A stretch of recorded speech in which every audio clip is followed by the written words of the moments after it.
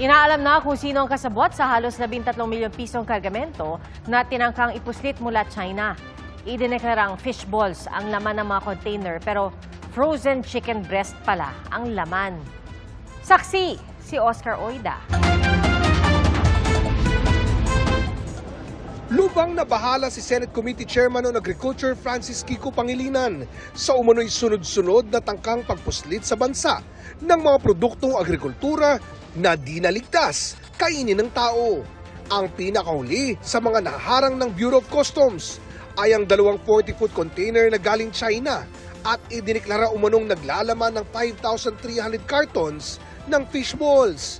Pero sa pagsusuri ng mga opisyal noong September 29, lumabas sa 240 cartons lang ang totoong fish balls at ang natitira ay mga sakong puno ng frozen chicken breasts na aabot sa halagang 12.96 million pesos.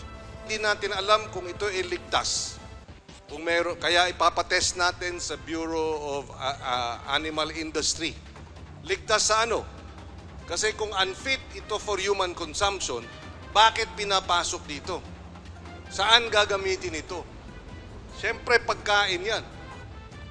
Nilalason ba tayo ang mamimili? Are we being poisoned deliberately by syndicates from China? Bukod sa nawawalang buwis, malaki umano ang epekto ng mga smuggled products na ito kung makakalusot sa bansa. Nakokompromiso ang ating kalusugan, nakokompromiso ang ating livestock. Ito ba merong bird flu?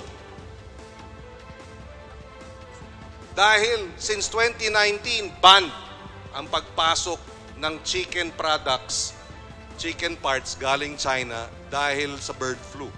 So pag ito ay nakapasok at nalusutan, pwedeng maapektuhan ang ating poultry industry. Agad naman naglabas ng warrants of seizure at detention ang MICP District Collector laban sa mga nasabat na container alinsunod sa Customs Modernization and Tariff Act.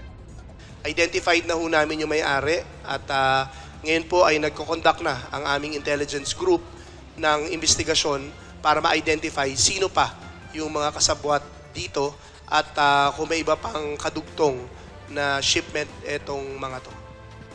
Para sa GMA Integrated News, Oscar Oida ang inyong saksi.